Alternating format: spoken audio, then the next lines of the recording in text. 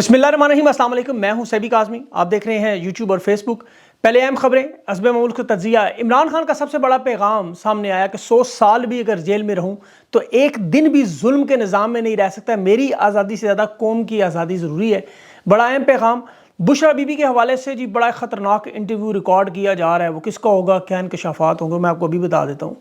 और OIC का बड़ा इजलास हुआ। पाकिस्तान तो खैर बुरी तरह नज़रअंदाज हुआ, लेकिन पहली मरतबा ईरान के सदर और सऊदी अरब के वली अहद मोहम्मद बिन सलेमान की बाज़ाब्ता मुलाकात हुई। इसकी तफसील क्या है पूरी OIC की मैं आपके सामने रखता हूँ। वहाँ पर जो मिडल ईस्ट के हवाले से बात हुई और असद उमर को सियासत छोड़ने की जो वजूहत, उसकी अब मज़ीद मालूमात सामने आई कि वो वजह क्या थी, सियासत को क्यों खैराबाद कर दिया। और फराज शहजादी नैब तोशा खाना में बरतानिया की जो नेशनल क्राइम एजेंसी से जुड़ा हुआ 190 मिलियन पाउंड का केस है, इमरान खान के खिलाफ रेफरेंस बनाने की कोशिश है। उसमें कानूनी नोटिस चेयरमैन नैब और DGFIA और IG पंजाब को भेज दिया। बड़ा वाज़ेह जवाब दिया। और इसके साथ साथ एक अहम चीज़ मलिक रियाज के बारे में बताता हूँ। 19 नवंबर को इसके अलावा जो मीटिंग शाहदरा में हुई थी उसकी इजाज़त भी मिल गई थी। आज 11 नवंबर है, लेकिन 8 दिन पहले ही क्रैकडाउन शुरू हो गया ताकि लोग कॉर्नर मीटिंग से पहले उठा लें। और उम्मीदवार उठाने का जो सिलसिला, लिस्टें बनी हुई हैं, कैंडिडेट बने हुए हैं, और वो मजबूत कैंडिडेट इलेक्शन के सिलसिले में वो अभी तक चल रहा है। एतजाज़ हसन ने जो दरख्वास्त जबरी गुमशुदगियों की, सहाफ़ियों की, सियासतदानों के बारे में सुप्रीम कोर्ट में दी, वो रजिस्ट्रार सुप्रीम कोर्ट ने एतराज़ लगाकर वापस की। कहा जी नाकाबिल समात है। और काजी फायद साहब के नज़दीक बेकरी में पड़ा हुआ या क्रीम रोल ज़्यादा महंगा क्यों हुआ, ज़रूरी है जानना, बजाय एक इंसान गायब हो। इसी अदालत में जनरल फैज़ के खिलाफ टॉप सिटी हाउसिंग सोसाइटी के मालिक की जो तशद्दुद और अगवा की पटिशन लगी थी, उस पर बगैर एतराज़ लगाए उसको सुन भी लिया गया। अब मौजूदा दौर में अगवा बराए बयान एतजाज़ हसन की जो पटिशन वापस है, बहुत बड़ा जुर्म है। और मलिक रियाज के हवाले से बैरिया टाउन को हो सकता है सोमवार को वो दिवालिया करार दे दें। ये बड़ा अहम मामला है। दिवालिया हुआ तो क्या नुकसान होगा, और ये मलिक रियाज क्यों 190 मिलियन पाउंड वापस सुप्रीम कोर्ट में आने के बावजूद इस वक्त इतना मामला बढ़ गया। ईस्ट इंडिया कंपनी की लूट मार का सिलसिला जारी है। लंदन हिंदुस्तान बिजनेसमैनों से मिलकर पाकिस्तान की जो दौलत उसको लूटने का सिलसिला चल रहा है। बरतानिया में नवाज शरीफ साहब के लिए भी मुश्किलात का सिलसिला जारी है। वहाँ पर जो मुस्तकिल रिहाइश की जो वीज़ा दिया जाता है, जो आपको काम करने का या पढ़ाई करने का हक देता है, बाद में इस्तेमाल करके आप शहरियत हासिल करें, वो नवाज शरीफ साहब के ख़ानदान के बड़े अहम बंदे का वो भी कैंसिल हो चुका है। सबसे पहले मैं बात करूंगा जो खारजा पॉलिसी के हवाले से इस वक्त सूरत हाल है, और ख़ास तौर पर जो रूस ने पाकिस्तान को अपने दिए हुए हथियार भी वापस मांग ली।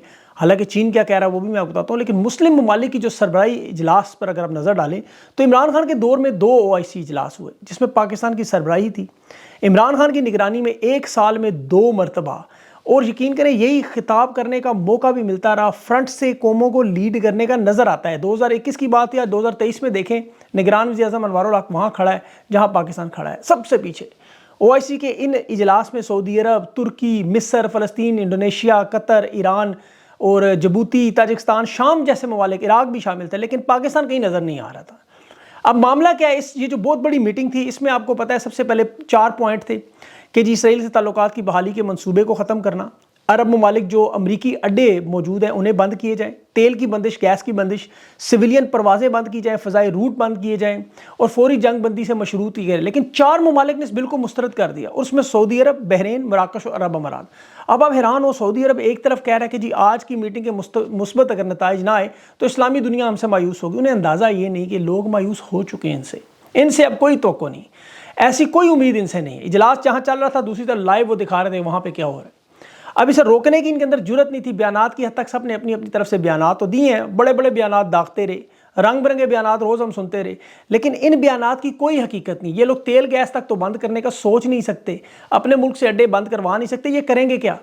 इस वक्त दुनिया भर में अवाम जो है, आम लोग, हर रंग और नस्ल के लोग, यकीन कर हर मज़हब के लोग ये मुतालबा करते हैं कि इंसानियत के नाम पे ये जुल्म बंद होना चाहिए।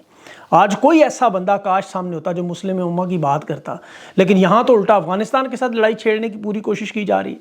बहुत से लोगों को अभी अफगान मसला समझ नहीं आ रहा कि ये अचानक क्यों हमसे इतनी ज़्यादा नफरत करने लगे हैं कि हमने जिनको पनाह भी दी, अपनी आधी रोटी शेयर की, कारोबार दिया, यहाँ रहने के लिए घर दिए, लेकिन ये आज बड़ी नफरत है। आप किसी अमरीकी के साथ बैठे हैं ज़रा थोड़ी देर, मैं बैठा हूँ बहुत दफ़ा, आप परेशान हो जाएंगे। वो इतनी लंबी लिस्ट निकाल लेते हैं कि भाई आप हमसे क्यों पाकिस्तानी नफरत करते हैं लोग अवाम वहाँ पे। हमने दिहाइयों आपकी मदद की, आपके कारोबार बनाया, असलहा दिया, मिलिट्री मदद की, लाखों पाकिस्तानियों को अमेरिका में इमिग्रेशन दी, पनाह दी, इत्तेहादी बनाया, लेकिन हमें समझ नहीं आती आपका मसला क्या है। तो पाकिस्तान पर एहसानात की ये लिस्ट है। अब आप खुद बताएं आप कहाँ खड़े हैं, उनके सामने आप क्या जवाब दें। یہ وہی معاملہ ہے افغانستان والا. آج چین وہی مدد کرنے کو تیار ہے. ابھی دیکھیں انڈس شیلڈ 2023 کی ایکسرسائزز میں جو پاکستان کو شامل کرنا چاہتے ہیں مسلم دنیا کے اتحاد پر، وہ کہتے ہیں فضا، زمین، سمندر کے راستے میں تمام راستوں میں مسلم ممالک کی مدد کرنے کو ہم تیار ہیں. چین یہ کہہ رہا ہے کہ ہمارے ہتھیار جس کے مرضی خلاف استعمال کریں، ہم نہیں روکیں گے امریکہ کی طرح کہ ادھر نہیں کرنے ادھر نہیں کرنے، صرف افغانستان میں کرنے. امریکہ تو یہ کہتا ہے نا کہ آپ کو ہم جو دیں گے آپ نے وہاں استعمال کرنا ہے جہاں ہم کہیں گے، اس کے علاوہ نہیں. اب وہی ہتھیار بھیج کے بے شک یوکرین بھیج دیں، لیکن اتنی سمجھ نہیں آ رہی دوست دشمن کا فرق ہے. دوست کون ہے دشمن کون ہے، کیونکہ اپنے مفادات ہیں. روس ان سے ابھی دیکھیں اپنے ہتھیار واپس مانگ رہے ہیں، ہیلی کاپٹر کے پرزے واپس مانگ رہے ہیں. انہیں نظر آئے یہ پرزے تو یوکرین میں استعمال ہو رہے ہیں، تو وہ کہہ رہے ہیں ہمارے پرزے واپس کریں. انہوں نے کچھ اور ممالک سے بھی مانگے.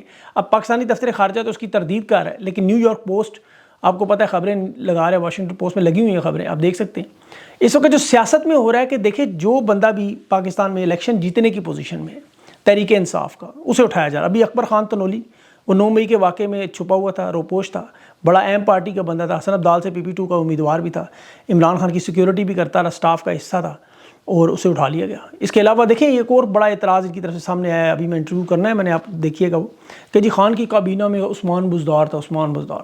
عمران خان پہ 200 کیسز ہیں. ان 200 کیسز میں آپ عثمان بزدار کے حوالے سے، پنجاب کے حوالے سے، ان کے پاس طاقت ہے، وسائل ہے، عدالتیں ہیں، نیب ہے، FIA ہے، پولیس ہے، سب ہے، سارے ادارے. تو عثمان بزدار کے خلاف کیس بنا کے خان کے خلاف وعدہ معاف گواہ بنا لیں، لیکن نہیں کر سکتے کیونکہ ان کے پاس کچھ ہے ہی نہیں. وزیر اعلیٰ بننے کا جیسے شوق تھا علیم خان، ان کے اوپر البتہ نیب کے بہت سارے مقدمات ہیں، بعد میں کلین چٹ مل گئی. اب جس طرح انہیں ملی وہ آپ بھی جانتے ہیں، لیکن یہ آپ کو وہ نام نہیں بتاتے کبھی کہ خان کی کابینہ میں اور ان کی کابینہ میں فرق کیا ہے. آپ ذرا تھوڑی سی ریسرچ کریں، یقین کریں آپ کو اندازہ ہوگا. شاہ محمود قریشی جیسا وزارت خارجہ کا ماہر، 2 OICC نے کروائی تھی. اب خارجہ پالیسی پاکستان کی اس وقت دیکھیں اور آج دیکھیں. ثانیہ نشتر آپ کو پتہ ہے رفائی اداروں کا پورا جال بچھا گئی. حماد اظہر معیشت کا بہترین نوجوان اداروں کو ٹھیک کیا. ایک ادارہ بھی اس کے دور میں ایسا نہیں تھا جو بکتا، جو بیچنے کے چکر میں ہو.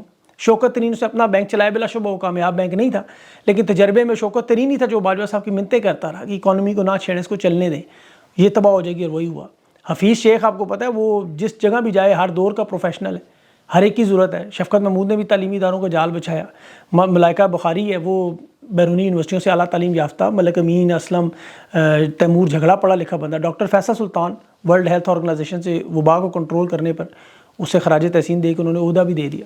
رزاق داؤد، اس پہ پیٹرولیم کا الزام ضرور لگا تھا، عمران خان نے الگ کر دیا، لیکن وہ آج بھی لمز کے بورڈ آف ڈائریکٹر ہیں. مطلب تھنک ٹینک ہیں یہ لوگ، سارے سمارٹ لوگ، پڑھے لکھے لوگ، بہترین ادارے چلاتے ہیں. ان کی قابلیت دیکھیں، ان کے تجربہ دیکھیں. انفارمیشن کمپنیاں چلائیں انہوں نے، کوئی باہر بیٹھا ورلڈ ہیلتھ آرگنائزیشن میں کام کرتا رہا.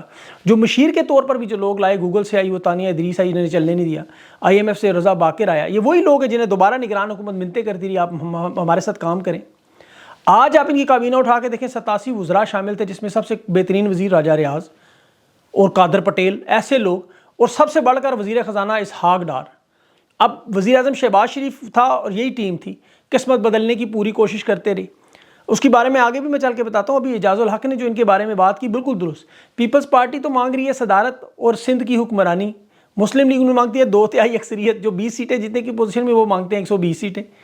اب یہ پاکستان کو بندوق کے زور پر کنٹرول کر کے نواز شریف کو اگر لے بھی آئیں تو دیکھیں اس سے ہوگا کیا. نواز شریف کی سب سے بڑی طاقت، جیسے میں نے ابھی بتایا، وزیر خزانہ، سب سے بڑی وزارت خزانہ کسی ملک کی ریڑھ کی ہڈی ہے. آپ دیکھیں 18 مہینوں میں کون سا نگینہ انہوں نے چھوڑا جو انہوں نے شہباز شریف کو نہیں بنایا. 87 وزراء کابینہ تھی، لندن سے نواز شریف چلا رہا تھا حکومت. 16 مہینے وزیر اعظم شہباز شریف تھا بظاہر، لیکن اصل کام تو نواز شریف کر رہا تھا. آج یہ ایسا کون سا پٹاری میں سے سانپ نکالیں گے؟ جب تک معیشت مضبوط نہیں ہوگی، استحکام نہیں آئے گا، سرمایہ کاری نہیں آئے، کاروبار نہیں کھلیں گے، پاکستان کبھی ترقی نہیں کر سکتا. ان کی بزنس امپائر بڑی سے بڑی ہو جائے گی. اور ان کی طاقت آپ دیکھیں، ان کے فرنٹ مین وہ پاکستانی بزنس مین ہندوستانیوں سے مل کے آدھی قیمت پر لندن میں خریدی ہوئی پراپرٹیاں پاکستان کے راز بیچ کر انہوں نے نیو یارک میں، لندن میں پراپرٹیاں بنائیں، جائیدادیں بنائیں. 2012 سے بنا رہے ہیں. اور دیکھیں نواز شریف کا سب سے بڑا مسئلہ اس وقت یہی ہے کہ سعودی، اس کو لانے کا مقصد کیا ہے؟ سعودی عرب کو یہ سونے کی کانیں بیچ دے، افغانستان سے لڑائی کر لے، ہندوستان کے ساتھ تعلقات بنائے، عرب دنیا کو پاکستان بیچے. ان کی جو زراعت کا معاملہ شروع ہونے والا ہے، جو سب سے بڑا مسئلہ خوراک کی شارٹیج شروع ہونے والی ہے، وہ حل کرے گی. پاکستان کی ساری زمینیں ان کو دیں. تو یہ معاملہ چلتا رہے گا. اسد عمر کے بارے میں بھی دیکھیں کچھ نئی انفارمیشن آئی ہیں. 2 اہم معاملات تھے. ایک تو اسد عمر کو 3 مرتبہ عمران خان سے اس نے درخواست کی، شیر افضل مروت نے بھی بات کر دی کہ مجھے تحریک انصاف میں واپس لے لیں. اسد عمر بڑا دل برداشتہ تھا. عمران خان نے 3 دفعہ انکار کیا، نہیں اب نہیں ہو سکتا. استحکام پاکستان شمولیت میں اختیار شامل کرنے کے لیے دباؤ ڈال رہے تھے، جس طرح فواد چودھری پہ، وہ استحکام پارٹی میں جانا نہیں چاہتا تھا. اب اگر اس طرح دیکھا جائے تو فواد چودھری بھی شاید درستی ہو، جو ابھی تک ان کے ساتھ جا نہیں رہا، لیکن اسے مجبور کیا جا رہا ہے. مسرت چیمہ تھی، اسی طرح علی زیدی ہیں، بہت سارے لوگ جو سیاست کو خیر آباد کر چکے ہیں، لیکن انہیں زبردستی لایا جا رہا ہے کیونکہ ان کے پاس کینڈیڈیٹ نہیں بن رہے. سیاسی مستقبل یہ لوگ استحکام پارٹی کے ساتھ نہیں جوڑنا چاہتے. اور فواد چودھری کا جو سلوک ہو رہا ہے وہ باقی پھر اسد عمر کو پتہ تھا اس کے ساتھ بھی یہی ہوگا، تو اس نے اس لیے بہتر سمجھا کہ میں کنارہ کر کے جان ہی چھڑا لوں اپنی. ابھی دیکھیں یہ جتنا مرضی عمران خان کو مائنس کرے، ابھی میں دیکھ رہا تھا پی ٹی وی پہ انہوں نے ایک اشتہار، اس میں عمران خان کی تصویر لگائی، وہ ویڈیو چلانے میں مجبور ہو گئے. تو یہ مجبور ہوں گے لانے میں عمران خان کو بھی باہر نکالنے میں. ابھی معاملات بہت سارے ابھی تیرے پردہ چلنے ہیں، لیکن میں نے آپ کو بتایا 90 دن کریک ڈاؤن کے حساب سے مشکل ہوں گے. تحریک انصاف پر جبر چلتا رہے گا، لیکن اب یہ میرے خیال میں اتنا سیکھ چکے ہیں تحریک انصاف، ہر قسم کے ظلم و ستم سے گزر چکے ہیں، جو بڑے سے بڑا اب یہ تو آخری اب ہاتھی نکل چکا، اب صرف دم رہ گئی ہے. 90 دن کا معاملہ ہے، اس کے بعد انشاءاللہ آپ کا میدان ہے، گیند بھی آپ کے ہاتھ میں اور کورٹ بھی آپ کا، جس طرف مرضی ماریے گا چھکے انشاءاللہ. اپنا خاص خیال رکھیں. اگلی ویڈیو تک کے لیے مجھے اجازت ہے، انشاءاللہ 2 انٹرویوز ہیں میرے، اور ضرور چیک کیجیے گا. اپنا خیال رکھیں. اللہ حافظ.